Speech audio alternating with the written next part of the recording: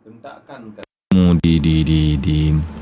di apa namanya di tanah dan akan keluar air.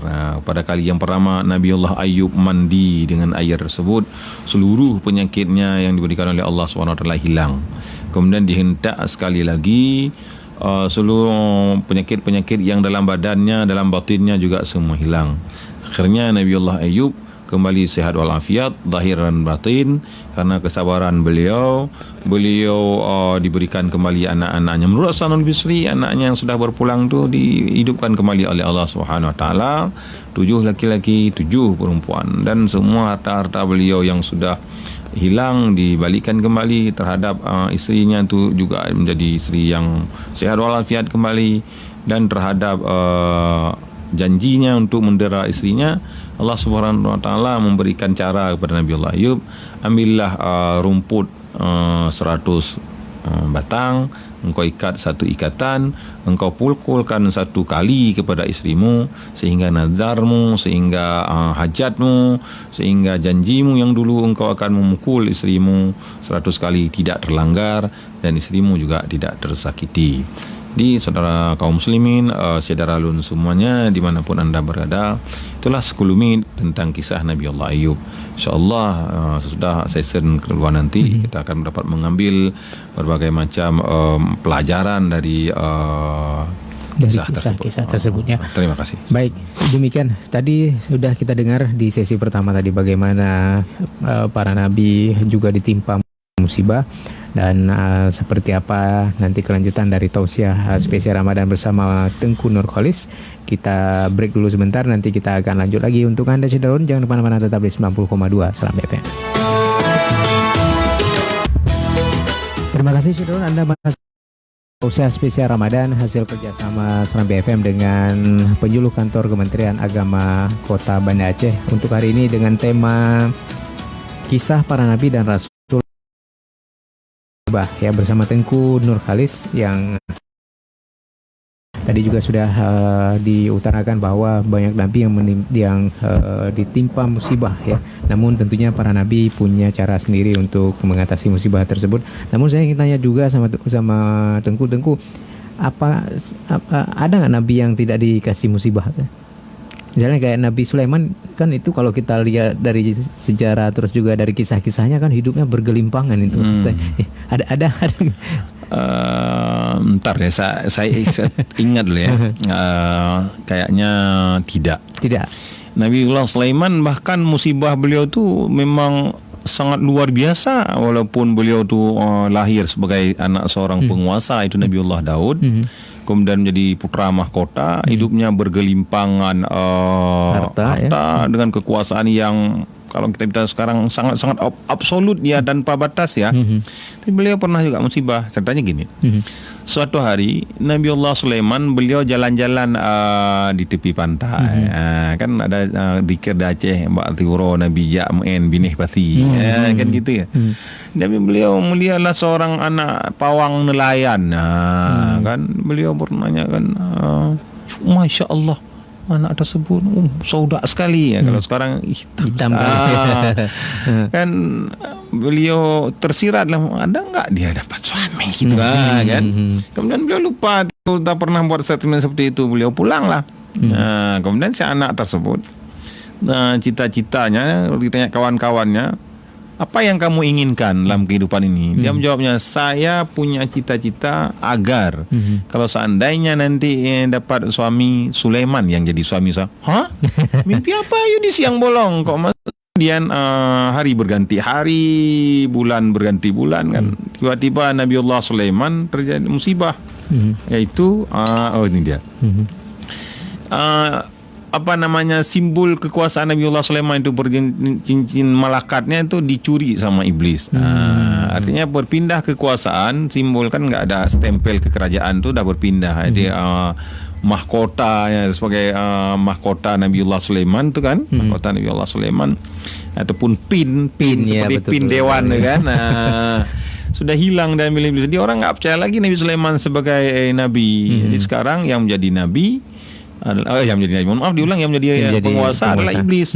Hingga beliau pergi melanglang buana, kan, melanglang buana, pergi tanpa arah dan tujuan, tu berkelana ke sana kemari, kan. Kemudian tibalah beliau di tepi pantai yang dulu tu. Yang dulu tu beliau tidak dapat makan, tidak dapat minum, untuk mandi pun tak ada. Kemudian beliau direkrut oleh nelayan menjadi asisten tarik-tarik pukat lah di rumah nelayan tu, kan. Dari lama kelamaan beliau bekerja di rumah dengan di luar kawan, di luar nalarnya sebagai seorang penguasa yang hidupnya bergelimpangan dengan dalam tanda kutip kemewahan yang luar biasa. Sehingga beliau menjadi seorang nelayan yang paginya tarik pukat, ya ada angkut, kan. Dalam nama beliau masih, tapi beliau nggak pernah mengenalkan statusnya. Namanya dikenal masih di kalangan nelayan itu sebagai seorang Sulaiman, ya kan. Jadi dalam tinggal di sana, dia timbul melihat kinerja Nabiullah Sulaiman yang sangat rajin, tidak pernah berkeluh kesah, dan beliau mungkin sadar juga terhadap statement yang beliau kan dulu, atau apapun tu yang alasannya, kan. Kemudian oleh tadi mengajukan permintaan yang kayak kita dulu kan gitu, kan. Kalau ada anak-anak muda yang baik itu kan direkrut tu, direkrut gitu, kan. Nabi Sulaiman nggak ada pilihan lain, mau pulang ke kerajaannya pun beliau nggak mungkin lagi, sebab pin kerajaannya sudah hilang, cincin malakatnya sudah hilang, kan. Lalu akhirnya beliau kawinlah dengan anak nelayan.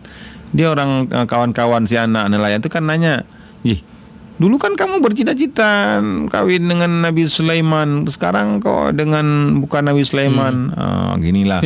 Kalaupun nggak Nabi Sulaiman, Sulaiman kawian nggak apa-apa. Ini kan Sulaiman juga, kawi kan. Super.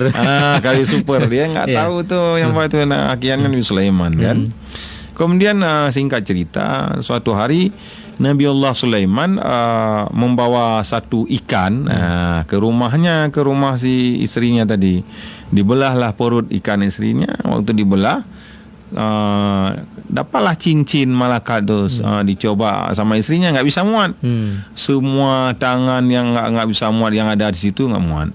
Kemudian dicobalah ke tangan suaminya, memang punya dia, pas dipakai oleh Nabiullah Sulaiman. Ternyata cincin itu muat di beliau, itu memang milik beliau. Berarti kan? semua nabi itu semua punya musibah, Nabi Sulaiman jadi raja balik, karena udah ada pinnya balik.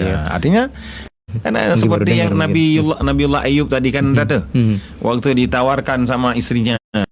Contohnya saja, kita nggak bisa menjawab secara secara harfiah, ya. Tapi ini contohnya, kan. Nabiullah Ayub kan waktu ditanya sama istrinya, ya Nabiullah, Anda kan punya hubungan dekat dengan Allah.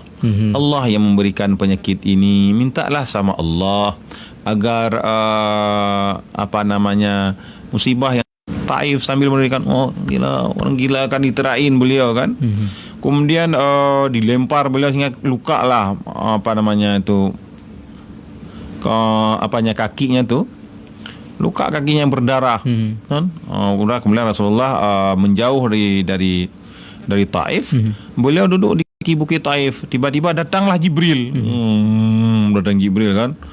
Jibril saja udah itu kan musibah luar biasa, berdarah-darah Rasulullah. Jibril kan nggak rela tuh. Masa kawan saya dilempar gitu, kan? Datang Jibril. Muhammad, izinkan ke saya angkat nih bukit Taif, saya timpakan ke mereka. Ya, tinggal Anda mengizinkan. Jangan, Rasulullah bilang, jangan. Umatku itu penduduk Taif alim, beliau, kan. Artinya Rasulullah SAW bersabar dan berdoa. Ini dia nih. Ya Allah, ya Rabbi, ya Sayyidi, ya Maulana, berikanlah petunjuk ke Taif, hati mereka itu agar mereka beriman semua. Sekarang bukti doa Rasulullah dijabah oleh Allah SWT. Semua penduduk Taif yang satu kota di pinggiran kota Mekah itu semua beriman, karena kesabaran dan kehaliman Rasulullah SAW. Itu jawabannya seperti itu. Baik, ini ada satu lagi pertanyaan.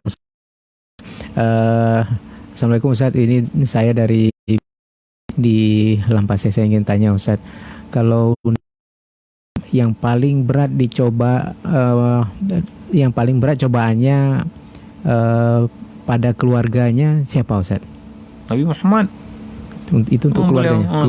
Semuanya. Ya, Nabi yang paling banyak cobaannya Nabi Muhammad. Bahkan Nabi Muhammad itu dicoba bukan hanya beliau, seluruh klan, kalau bahasa sekarang, klan beliau, suku, kafilah beliau, suku beliau tu dari Bani Hashim, Bani Muttalib kan sampai di boikot 3 tahun. Kalau di Mekah kan kita tahu orang Mekah jalan perjalanan ekonominya kan dengan jual beli, dengan muamalah. Ini ada maklumat dari orang-orang yang kafir pada masa itu, orang musyrikin, agar Muhammad itu diisolasi. Isolasi. Di blokade, bukan isolasi ya. Di lockdown. Di blokade. Artinya semua transaksi bisnis dengan Muhammad itu ditiadakan. Sehingga semua keluarganya ditiadakan. Nggak bisa dengan yang namanya Bani Hashim, Bani Muttalib diboikot habis. Sehingga Rasulullah pada hari itu kan harus beliau menggantungkan batu di perutnya untuk menahan lapar kan. Tapi lantaran Bani Hashim, Bani Muttalib itu punya pengaruh yang sangat luar biasa di kota Mekah, mereka melakukan perlawanan. Oh, nggak bisa kalian mengisolasi kami di sini. Kami di sini ni pemilik sah kota Mekah. Nggak bisa kalian. Kami di sini kan as-sulhu istilah kita sekarang kan. Artinya semuanya itu tidak jadi diisolasi, dan apa yang terjadi dengan Rasulullah, ya, keluarga-keluarganya itu semua dengan berkat izin Allah Subhanahu Wa Taala bisa keluar daripada blokade yang dibuat oleh kaum musyrikin itu. Iya, baik Ustaz. Nanti kita lanjut lagi Ustaz. Kita break dulu. Dan Syarul jangan kemana-mana, tetap di 90,2 Seram BFM. Spesial Ramadan hari ini temanya kisah para nabi dan rasul dalam menghadapi musibah. Kita kembali lagi untuk Anda sebentar lagi. Ini kita dengarkan kembali tausiah disampaikan oleh Tengku Nurkhalis. Silakan Ustaz. Ya, saudara kaum muslimin, saudara semuanya yang berbahagia dimanapun Anda berada. Jadi dari kesimpulan berbagai macam kisah Nabi dan Rasul yang bisa kita kita ambil intisari pada hari yang berbahagia ini. Yang pertama, beberapa pelajaran. Pelajaran yang pertama adalah tentang Nabiullah Ayyub. Di saat beliau kaya, beliau menjadi dermawan. Beliau berkirim surat kepada Abu Musa al-Asy'ari. Ya, beliau mengatakan, hai Abu Musa, kana'ahlah, ya, cukuplah dengan apa yang Allah berikan. Kenapa harus demikian? Karena mungkin banyak pemberian yang Allah berikan kepada orang-orang yang diberikan pemberian yang banyak itu cobaan bagi dia. Kalau dia nggak sanggup melaksanakan kepada yang diberikan oleh Allah Subhanahu Wa Taala, menjadi bumerang bagi dia, maka sabarlah. Kemudian diberikan kelapa, mungkin itu cobaan juga. Bagaimanakah ia bisa menunaikan kewajiban rezeki yang telah diberikan kepadanya? Nah, itu dia. Maka kita melihatlah bagaimana Nabiullah Ayyub, beliau rezeki yang begitu banyak, tidak sombong. Karena kekayaan yang beliau miliki itu, anggapan beliau adalah merupakan sebuah ujian. Dan itu memang ujian. Sebab bagaimanapun diambil banyak oleh Allah, syaitan kepadanya, Ayub, tu rezekimu dah diambil balik sama Tuhanmu. Katanya Allah sayang sama kamu, kau diambil rezeki darimu. Nabiullah Ayub menjawab, itu semua dari Allah. Allah yang memberikan kepada saya, dan Allah yang memberikan, yang mengambil kembali. Itu Nabiullah Ayub, ya. Kemudian itu kan merupakan titipan ilahi. Allah titip sebentar kepada Nabiullah Ayub, ya, kemudian diambil kenikmatan yang ada sama beliau, dititip oleh Allah Subhanahu Wa Taala, kemudian diambil balik sah-sah saja. Bahkan suatu hari ibunya Anas bin Malik, punya suami yang lain selain Malik ayahnya Anas. Suaminya itu meninggal anak laki-lakinya. Dia akan bersedih oleh Maisah kalau nggak salah nama saya. Beliau bertanya kepada suaminya, bang, kalau seandainya saudara kita memberikan pinjaman baju kepada kita, kemudian dia suatu hari nanti atau suatu masa nanti mengambil balik abang, adakah yang menghalangi dia untuk mengambil itu? Di suaminya menjawab, oh tidak, bisa-bisa saja, itu kan hak dia. Begitu juga Allah.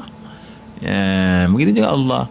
Nikmat, rahmat, harta benda, anak, semuanya yang Allah berikan ke kita itu kan rahmat Allah.